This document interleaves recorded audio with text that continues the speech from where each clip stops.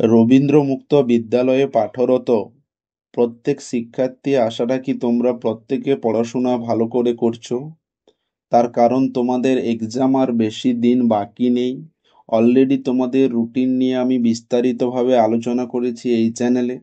যারা রুটিনের ভিডিওটি দেখোনি, এই ভিডিওর আই বাটনে দিয়ে দিচ্ছি, অবশ্যই প্রত্যেকে দেখে নিও। আজকে যেটা মূলত আলোচনা করব, তোমাদের পলিটিক্যাল সায়েন্স অর্থাৎ রাষ্ট্রবিজ্ঞান বিষয়ের গুরুত্বপূর্ণ প্রশ্নসমূহ। এটাকে তোমরা লাস্ট মিনিট সাজেশন হিসেবেও ধরে নিতে পারো। যে প্রশ্নগুলো ভালো করে প্র্যাকটিস করলে বা ভালো করে করলে বিগত বছরের ন্যায় এবছরও কমন পাওয়ার সম্ভাবনা সবচেয়ে বেশি থাকবে। একটা কথা মাথায় রাখবে, একমাত্র এই চ্যানেলেই যেখানে অধ্যায় ভিত্তিক গুরুত্বপূর্ণ প্রশ্নসমূহ আলোচনা করা হয়ে থাকে। আমি তোমাদের সঙ্গে রয়েছি গোপাল স্যার। আমাদের স্টাডি সেন্টারে ভর্তি চলছে মাধ্যমিক, উচ্চ মাধ্যমিক, কলেজ, মাস্টার ডিগ্রি, ডিএলএড, বিএডে। কোনো শিক্ষার্থী চাইলে রবীন্দ্রমুক্ত বিদ্যালয় থেকে উচ্চ মাধ্যমিক কমপ্লিট করে আমাদের তত্ত্বাবধানে থেকে কলেজ এবং মাস্টার ডিগ্রি সম্পূর্ণ করার সুবর্ণ সুযোগ রয়েছে। এছাড়াও আমাদের যে বিশেষত্বগুলি রয়েছে, কোনো স্টুডেন্ট চাইলে অনলাইন অথবা অফলাইন ক্লাসের সুবিধা নিতে পারে। 80% অ্যাবাভ কমন যোগ্য নোট সাজেশন নিয়ে বাড়িতে বসে পড়াশোনা করতে পারে। অল ওভার ওয়েস্ট বেঙ্গল আমাদের নোটসের কোনো ডেলিভারি চার্জ নেই। আমাদের সঙ্গে যোগাযোগ করতে হলে একমাত্র স্ক্রিনে দেওয়া নাম্বারে হোয়াটসঅ্যাপ করবেন। তবে যোগাযোগের ক্ষেত্রে একমাত্র হোয়াটসঅ্যাপই গ্রহণযোগ্য, কোনোভাবে কল কিন্তু গ্রহণযোগ্য নয়। দেখো, তোমাদের রাষ্ট্রবিজ্ঞান অর্থাৎ পলিটিক্যাল সায়েন্সের বইটি খুললেই প্রথমে যেটা দেখতে পাবে একটা সূচিপত্র। সেখানে টোটাল 16টা একক রয়েছে। তার মধ্যে দেখো কিছু একক আমি মার্ক করে দিয়েছি। তার মধ্যে হলো একক 2, একক 4, একক 7, একক 8, একক 14 এবং একক 16। এই অধ্যায়গুলো সবার প্রথমে প্রত্যেককে বলবো ভালো করে পড়ে নিতে, কারণ এই অধ্যায়গুলো অপেক্ষাকৃত সহজ সরল এবং এই অধ্যায়গুলো থেকে পরীক্ষাতে বেশি পরিমাণে প্রশ্ন আসে। ক্লিয়ার? আর যারা ভালো রেজাল্ট করবে তাদের প্রত্যেককে বলবো প্রত্যেকটি অধ্যায় একবার হলেও পড়ে যেতে। দেখো, তোমাদের পলিটিক্যাল সায়েন্স অর্থাৎ রাষ্ট্রবিজ্ঞান বিষয়ে টোটাল 100 নম্বরের পরীক্ষা দিতে হয়। তার মধ্যে থিওরি নাম্বার অর্থাৎ লিখিত এক্সাম 80 নম্বরের এবং 20 নম্বরের প্রজেক্ট। ক্লিয়ার? আশা রাখি প্রত্যেক শিক্ষার্থী ফর্ম ফিল আপের সময় প্রজেক্ট করে জমা দিয়েছো। সব থেকে যেটা বলার বিষয়, দেখো তোমাদের প্রশ্নের ধরন কেমন আসবে। না, বলা হয়েছে এমসিকিউ 1 নম্বরের 12টি করতে হবে। সব সময় মনে রাখবে, এখানে এমসিকিউ বলা থাকলেও তোমাদের এক্সামে কিন্তু এসএকিউ আকারে প্রশ্ন থাকে। বোঝা গেল? যেখানে এমসিকিউ আকারে প্রশ্ন থাকলে অপেক্ষাকৃত উত্তর করা সহজ হয়, সেখানে যদি এসএকিউ আকারে থাকে, তার মানে ধরে রাখো যে সমস্ত স্টুডেন্টরা উত্তর জানবে তারাই শুধুমাত্র করতে পারবে। আমি তোমাদের এই 1 নম্বরের একটা সাজেশন এই ভিডিওর শেষে একটি ভিডিওর লিংক দিয়ে দেবো, অবশ্যই দেখে নিও।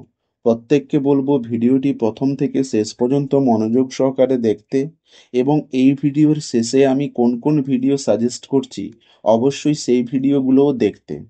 এরপরে দেখে নাও, 2-এর দাগে যে প্রশ্নগুলো থাকবে সেগুলো হচ্ছে 2 নম্বরের 6টি প্রশ্নের উত্তর করতে হবে। 3-এর দাগে যে প্রশ্নগুলো থাকবে 4 নম্বরের 9টি প্রশ্নের উত্তর করতে হবে এবং 4-এর দাগে যে প্রশ্নগুলো থাকবে 5 নম্বরের 4টি প্রশ্নের উত্তর করতে হবে। এই গেল তো টোটাল তোমাদের লিখিত 80 নম্বরের প্রশ্নের ধরন। আশা রাখি প্রত্যেকে বুঝতে পেরেছো। যদি না বুঝতে পেরে থাকো অবশ্যই কমেন্টে জানিও। দেখো, তোমাদের 2024 সালে প্রশ্ন কেমন এসেছিল বা কি এসেছিল, প্রত্যেককে বলবো যারা প্রশ্নটি দেখোনি অবশ্যই প্রশ্নটি দেখো। প্রয়োজন হলে তোমরা স্ক্রিনশট আকারে রেখে দিতে পারো। দেখো, যেটা নিয়ে আমি বলেছিলাম যে বিভাগ কতে কোনো এমসিকিউ প্রশ্ন আসবে না। যে প্রশ্নগুলো আসবে সেগুলো হচ্ছে এসএকিউ আকারে।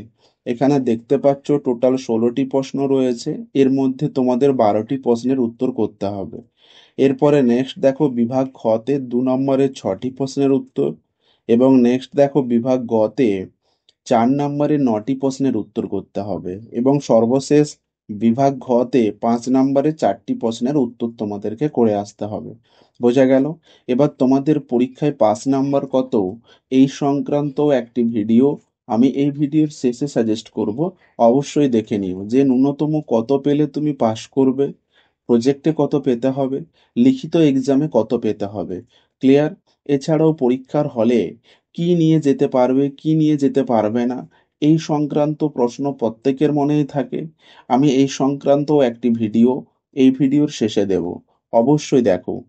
দেখো, এবার যেটা মূল আলোচনা করব 2025 সালে রাষ্ট্রবিজ্ঞান বিষয়ে কি প্রশ্ন আসতে চলেছে। দেখো, আজকে মূলত একক 16 সমসাময়িক সামাজিক সমস্যা সমূহ এই অধ্যায়ের যে প্রত্যেকটি ভাগ আছে, প্রত্যেকটি ভাগ থেকে গুরুত্বপূর্ণ প্রশ্নসমূহ আলোচনা করব। প্রথমে দেখো কিশোর অপরাধ, এখানের গুরুত্বপূর্ণ প্রশ্নসমূহ।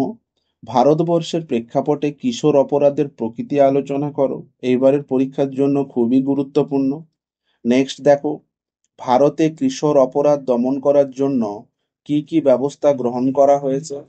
এই প্রশ্নগুলো তোমরা প্রত্যেকে হয় স্ক্রিনশট আকারে নিয়ে নেবে অথবা তোমরা খাতায় লিখে নেবে। নেক্সট দেখো, জুভেনাইল জাস্টিস আইনটির বিশেষত্ব আলোচনা করো। না, এছাড়াও দেখো অতিরিক্ত হিসেবে তোমরা যেটা দেখবে, কিশোর অপরাধ সংগঠিত হবার ক্ষেত্রে পরিবার ও গণমাধ্যমের ভূমিকা আলোচনা করো। নেক্সট দেখো, নারী নির্যাতন থেকে কি প্রশ্নগুলো আসার সম্ভাবনা রয়েছে। দেখো, ভারতে নারী মর্যাদা উন্নয়নে আইনের ভূমিকা উল্লেখ করো, এবারের পরীক্ষার জন্য খুবই গুরুত্বপূর্ণ। নেক্সট দেখো, ভারতে নারী নির্যাতনের প্রকৃতি ও প্রকার আলোচনা করো। ইকুয়াল রিমিউনিরেশন অ্যাক্ট কি, এটাও এবারের পরীক্ষার জন্য খুবই গুরুত্বপূর্ণ। এছাড়াও তোমরা অতিরিক্ত হিসেবে যে প্রশ্নগুলি দেখবে, নারী নির্যাতন কয় প্রকার ও কি কি, নারী নির্যাতন সমাধানের উপায়গুলি লেখো। নেক্সট দেখো, পরিবেশ দূষণ ও সংরক্ষণের গুরুত্বপূর্ণ প্রশ্নসমূহ। পরিবেশ সংরক্ষণের বিভিন্ন উপায়গুলি বিস্তারিতভাবে আলোচনা করো। বায়ু দূষণ, জল দূষণ ও মৃত্তিকা দূষণ রোধ কিভাবে করা যায়। বিভিন্ন ভারতীয় পরিবেশ আন্দোলনগুলির নাম উল্লেখ করো। পরিবেশ দূষণ রোধে মানুষের সচেতনতা কতটা গুরুত্বপূর্ণ ও কার্যকরী, এই প্রশ্নটিও তোমাদের পরীক্ষার জন্য ভীষণ গুরুত্বপূর্ণ। এছাড়াও অতিরিক্ত হিসেবে তোমরা যেটা দেখবে, বিভিন্ন দূষণ প্রাকৃতিক পরিবেশকে কি ধরনের বিনষ্ট করছে। নেক্সট দেখো, সন্ত্রাসবাদ থেকে গুরুত্বপূর্ণ প্রশ্নসমূহ। ভারতে সন্ত্রাসবাদ দমনে যে কোনো দুটি আইনি ব্যবস্থার নাম লেখো। সন্ত্রাসবাদের সংজ্ঞা দাও। সন্ত্রাসবাদের শ্রেণীবিভাগ করে সংক্ষেপে আলোচনা করো। এছাড়াও অতিরিক্ত হিসেবে যেগুলো দেখবে, ভারতের সন্ত্রাসবাদের রূপ পর্যালোচনা করো। আন্তর্জাতিক সন্ত্রাসবাদ দমন করা কিভাবে সম্ভব। এই ছিল একক 16 অর্থাৎ সমসাময়িক সামাজিক সমস্যা সমূহ থেকে গুরুত্বপূর্ণ প্রশ্নসমূহ। যদি ভিডিওটি ভালো লেগে থাকে অবশ্যই লাইক করে দিও, পরিচিত বন্ধু বান্ধবদের শেয়ার করে দিও যাতে প্রত্যেকে উপকৃত হতে পারে। এছাড়াও কোনো কিছু জানার থাকলে অবশ্যই কমেন্টে জানিও। চ্যানেলে নতুন হয়ে থাকলে চ্যানেলটিকে সাবস্ক্রাইব করে রেখো, তার কারণ রবীন্দ্র মুক্ত বিদ্যালয়ের যে কোনো আপডেট সবার আগে সঠিকভাবে এই চ্যানেলেই দেওয়া হয়ে থাকে। থ্যাঙ্কস ফর ওয়াচিং, সবাই ভালো থেকো, সুস্থ থেকো।